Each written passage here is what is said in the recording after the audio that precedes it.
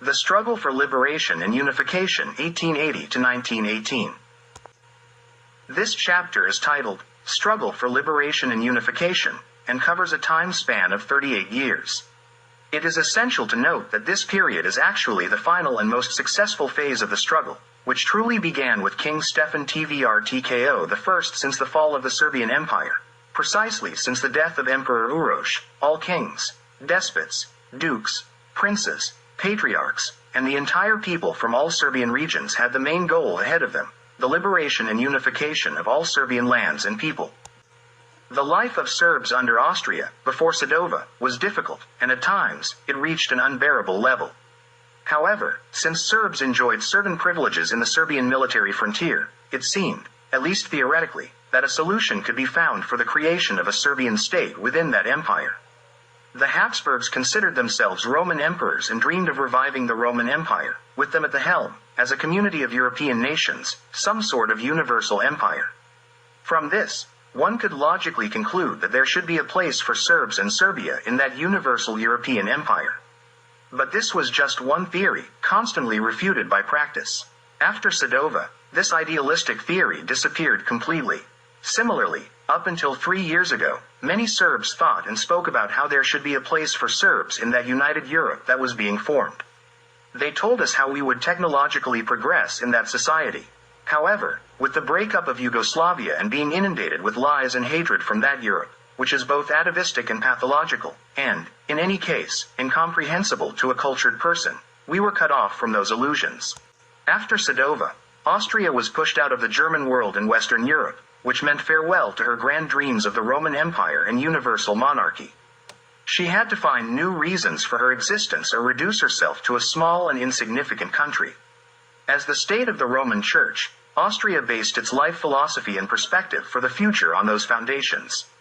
Redirected to the exclusive role of spreading Catholicism, it soon transformed into an instrument of the Roman religious inquisition. Conquering Serbian lands and their Catholicization became its sole historical mission.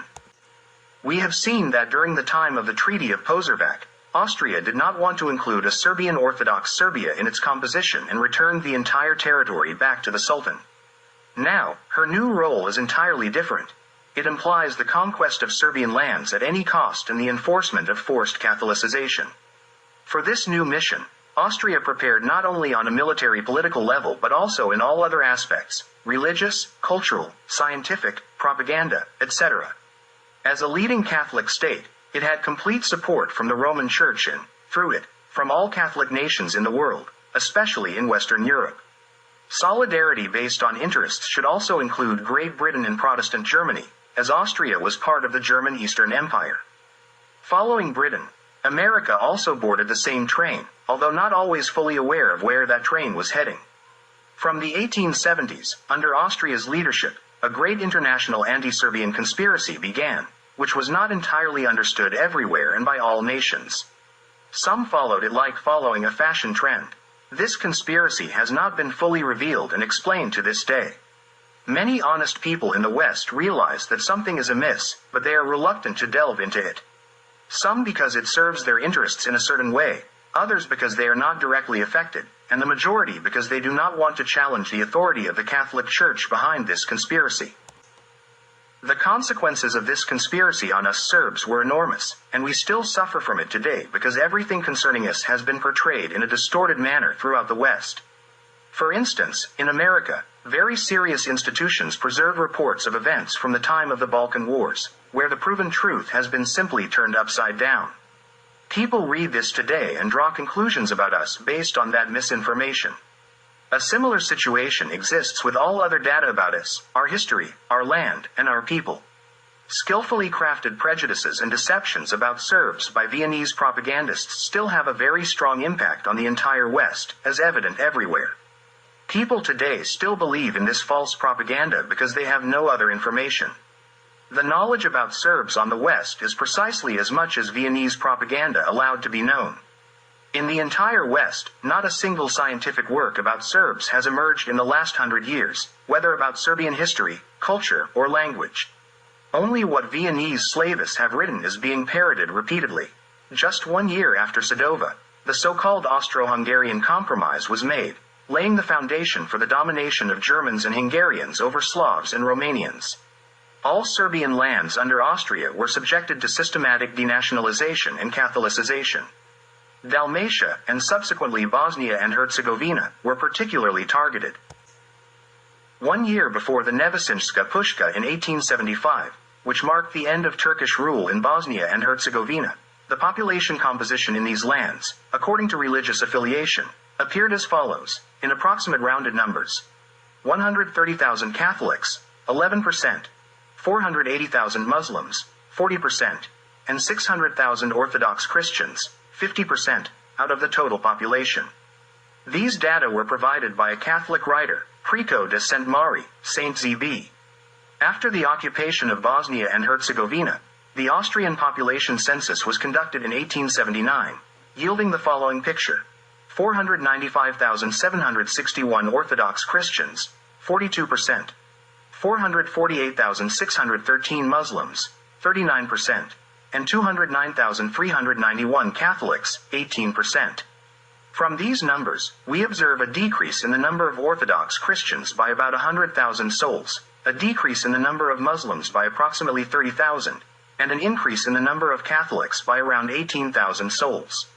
Something seems amiss with these figures, and it appears that the Austrian census, or rather, the published results, were adjusted to suit their political objectives. The decrease in the number of Muslims by approximately 30,000 can be accepted since almost all Turks had left for Turkey, and with them, a part of the Muslim Serbs also departed. However, the increase in the number of Catholics by 18,000 in such a short time is impossible. Similarly, it is statistically impossible to explain the decrease of over 100,000 Orthodox Serbs. If Austria had published the true picture of the population in Bosnia and Herzegovina after the occupation, the whole world would have seen that it occupied a purely Serbian land. At that time, a significant number of Catholics identified themselves as Serbs, and the same was true for the Muslims. If the population census had been conducted based on nationality rather than religious affiliation, the number of Serbs would have surpassed a two-thirds majority. This is the explanation for why Austria manipulated the population census. Shortly after Sadova, in Croatia, political parties were formed purely on an anti-Serbian basis, whose sole activity was to lead anti-Serbian propaganda. One such party was the Croatian Party of Rights, founded by Ante Starčević and Eugen Kvaternik. Its anti-Serbian propaganda was even referred to in Croatia as stektanji pasa, which means barking of dogs in the Kajkavik dialect. Just 1 year after the Austro-Hungarian Compromise, Ante Starčević published a book titled Ime Serbia, the name of the Serbs. That book was a pile of absurdities and various fabrications, but considering the low cultural level and backwardness of the intended audience, it had a significant impact. Then, the same author published another book, Pozmina Slavo Serbiska po Hrvatskoj, the Slavo-Serbian dogs in Croatia, in 1876, which laid the foundations for the future genocide of Serbs.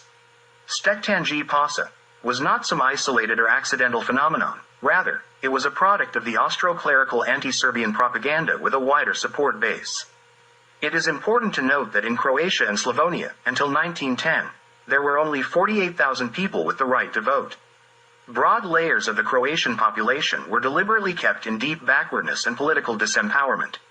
In Bosnia and Herzegovina, in 1910, after 30 years of Austrian occupation, there were only 5 secondary schools, and 87% of the population was illiterate. Instead of schools, Catholic churches and monasteries were constructed, and Franciscan and Jesuit seminaries were organized as new major centers for promoting hatred against Serbs. These centers were particularly active in places like Siroki Brijeg, Travnik, Visoko, and Foka. After a conflict with the Jesuits, the Serbian Orthodox Metropolitan Savo Kasanovic was forced to leave his seat in 1885. The decisions made at the Pan-Croatian Catholic Congress, held in early September 1900 in Zagreb, can be considered the pinnacle of Austro-clerical anti-Serbian propaganda. At that Congress, the Jesuit Dr. Josip Stadler, the Verbosnian Metropolitan and the first Catholic Bishop of Bosnia, was the main speaker. Stadler expressed his desire for Bosnia and Herzegovina to be united with the motherland as soon as possible. Don't be deceived, esteemed readers, he did not mean Serbia by motherland, as one might logically assume. Instead, according to his new program, it was Croatia. Stadler also proclaimed the identity of Croatism and Catholicism. With this single statement, all Serbian Catholics were categorized as Croats. The 1,000-year-old tradition of Catholicism among Serbs was violated. Tens of thousands of baptized Serbs were declared Croats without being asked about their opinions or national feelings. According to this Jesuit logic, all members of other nations who are Catholics are also proclaimed Croats. The author of these lines had the opportunity to hear statements from some contemporary Croats about the existence of Croatian villages in Kosovo. They referred to Catholic Albanians. Regarding the decisions of this Pan-Croatian Catholic Congress, Dr. Ivan Saric, the then editor of Verbosna, and later the Verbosnian Archbishop, stated that it was our clerical program for the new 20th century. Pope Leo XIII fully supported this Congress and its decisions. This Congress proclaimed not only the Serbian military frontier, Dalmatia, and Slavonia as Croatian but also the entire Bosnia and Herzegovina and Srem up to Belgrade. One of the leaders at this Congress, Dr. Sandor Brestjanski, declared, and that our Croatia is a special gift from God as shown by its nature. Its beautiful sea from the Istrian coast to Boka. Its beautiful mountains from the Slovenian Alps to the Sava, where the splendid Bosnian beauties merge into the Danube. 1/4 of the population in Croatia consisted of Serbs, but they had no national rights. Regions like Lika, Kordun, and Banija, where Serbs were in the majority, were neglected in terms of public services and economic development. On the other hand, the Austrian authorities aimed to prevent any cooperation between Serbs and Croats. For this purpose, they orchestrated various treason trials, and, with the help of the clergy, incited riots in 1902 and 1908 to attack, plunder, and burn Serbian shops and houses in Zagreb.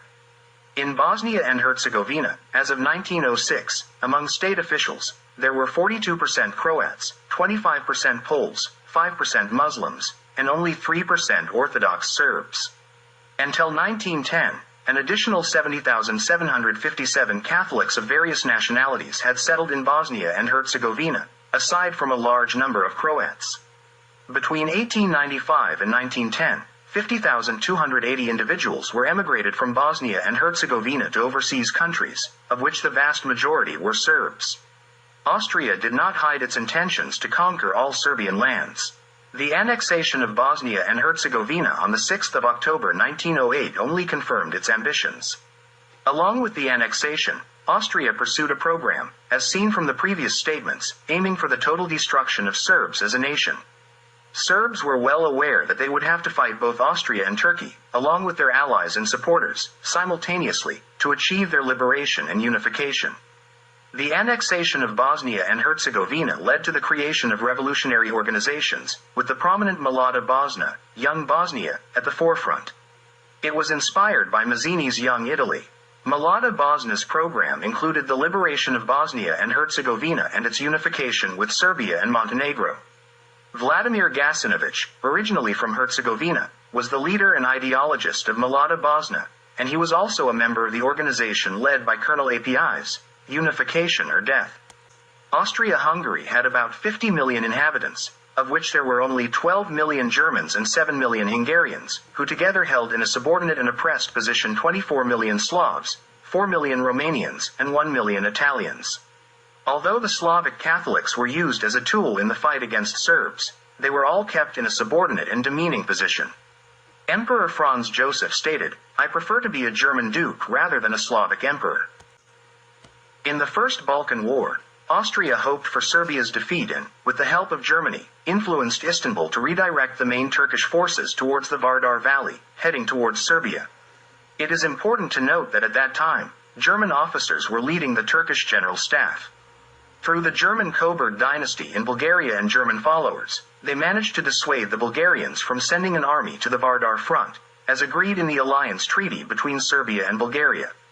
The Serbian victories over Turkey surprised the Austrians and Germans, so they did everything in their power to push Bulgaria into war against Serbia.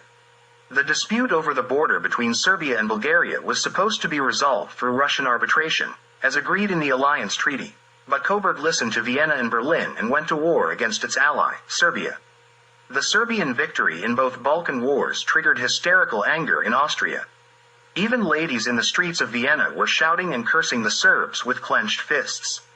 Before the signing of the peace treaty in Bucharest on August 9, 1913, the Austrian ambassador in Rome told the Italian Minister of Foreign Affairs, San Giuliano, that Austria-Hungary had decided to attack Serbia. Among the Serbs, there was a belief that the Austro-Hungarian heir, Franz Ferdinand, was the main instigator of the war against Serbia. This belief was not wrong, as he was not a solitary figure. The entire Austro-Hungarian establishment stood behind him. Franz Ferdinand's arrival for military maneuvers in 1914, which were preparations for an attack on Serbia, and his provocative visit to Sarajevo on Vidovdan, St. Vitus Day, provided members of the Young Bosnia movement with a reason to plan an assassination attempt on him and kill him. Vienna used this as a pretext to declare war on Serbia. Even without this assassination, the war would have happened anyway, as Austria-Hungary had already decided on that course a year earlier. Germany and, of course, the Vatican stood behind Austria. There was full agreement between the Roman Curia and Pope Pius X with Austria-Hungary's attack on Serbia.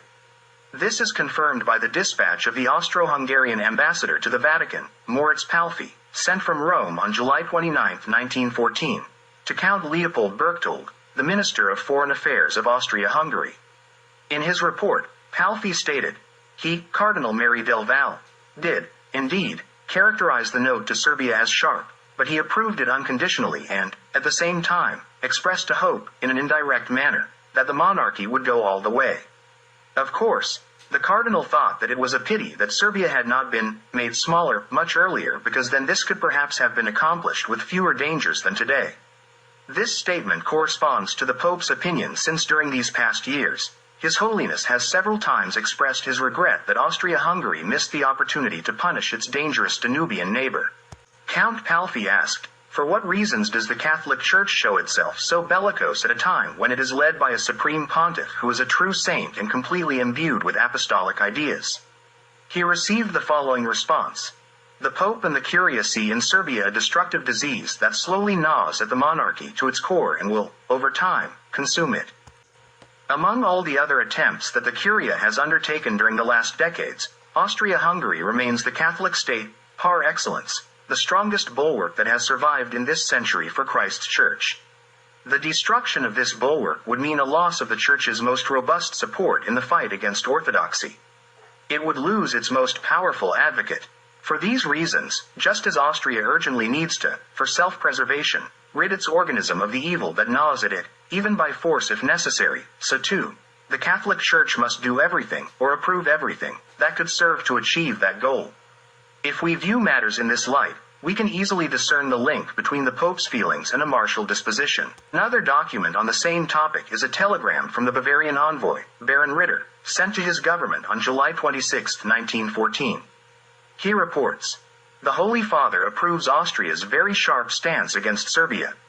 The Cardinal Secretary of State believes that Austria will not hesitate to crush, even with its own troops, the agitation that led to the crime in Sarajevo, and that at the same time seriously threatens the monarchy's survival. All this confirms how much the Holy See fears the Slavs. Life of Serbs in the territories under Austro-Hungarian occupation after the Sarajevo assassination was one of suffering, and the worst conditions were in Bosnia and Herzegovina and Croatia.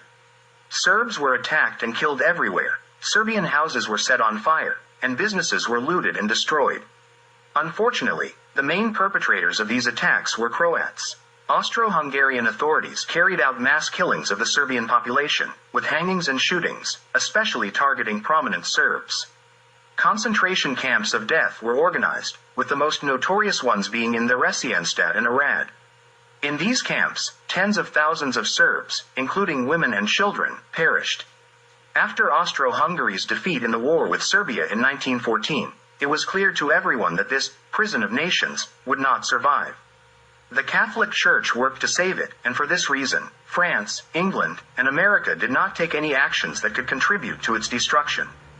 Pope Benedict XV took action for peace through his note of August 1, 1917, aimed at saving Austro-Hungary. Fruška worked on this and engaged in secret negotiations with Vienna until April 1918.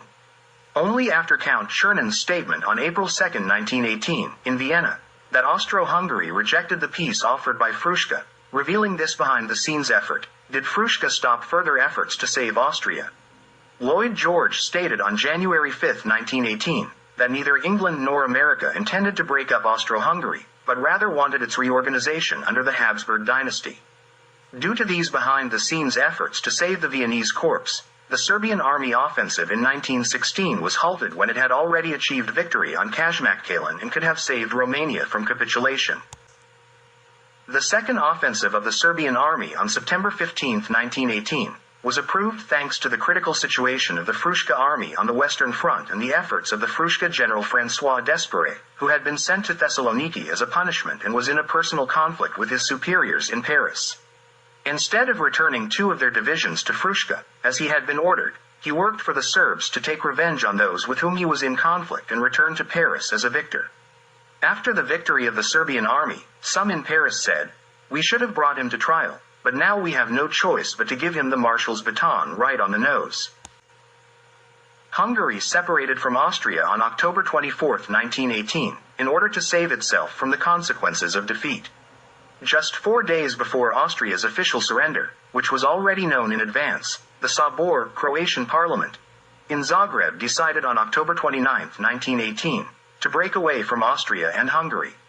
Austria did not want to sign the surrender in front of the Serbs, its actual victors, so it did so before the Italians on November 3, 1918. Hungary had no other option and signed the surrender in front of the Serbs. The unification of Serbian lands in 1918 occurred through the provincial and regional Sabor, parliaments, which were the only legal representatives of authority and people's will in those lands at that time. The unification of Serbian lands proceeded as follows. Bosnia and Herzegovina united with Serbia on November 18, 1918, Vojvodina on November 25, 1918, and Dalmatia made its decision around November 20th to unite with Serbia, which it announced and sent a message to the Sabor in Zagreb, stating that it would unite with Serbia with or without them. Montenegro united with Serbia on November 26, 1918. Slavonia, Croatia, and Slovenia united with Serbia on December 1, 1918. Some celebrate November 26 as the day of Serbian unification, while others celebrate December 1 as the day of Yugoslav unification. Neither is correct, and they are more expressions of confusion and ignorance than anything else. December 1 is the true day of Serbian unification, as it was the day when Serbs from Slavonia and Krajina also united with Serbia. It is also the day of the unification of Croatia and Slovenia with Serbia, but not the day of Yugoslav or Yugoslavia's unification, as it did not exist at that time. Yugoslavia was proclaimed 13 years later.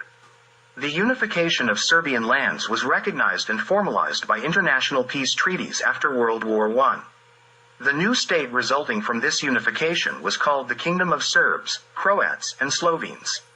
After the dissolution of Yugoslavia during World War II, it was re-established based on the same conditions and rights. Except for the accession of Istria to Yugoslavia, there were no new unifications or secessions. Therefore, the dissolution of Yugoslavia today should be viewed from the perspective of the right of unification from 1918 and the creation of the state of Serbs, Croats, and Slovenes. Slovenia has seceded and we wish them good luck. Croatia has seceded too, and we wish them good luck as well. However, their secession does not legally apply to Slavonia and Krajina. And let's not even talk about Dalmatia, because during the unification on December 1, 1918, Serbs from Slavonia and Krajina were also united with Croatia, and they are not seceding. So, Croatia is seceding along with the Croatian regions in Slavonia and the Croatian regions of the Serbian military Krajina. Today's Free Serbian Krajina is just a small part of the former Serbian military Krajina. Serbs have every right to preserve the unity of their lands, their state, and their people, even through the use of force. This right includes Serbian regions in Slavonia, the Serbian military Krajina, and Dalmatia. Serbs claim this right based on historical, ethnic, and the 1918 unification rights. Throughout history, Dalmatia has never belonged to Croatia, neither in reality nor legally. Only a small part of Dalmatia was ever part of it. On the contrary, Croatia was established in Serbia and on Serbian territory.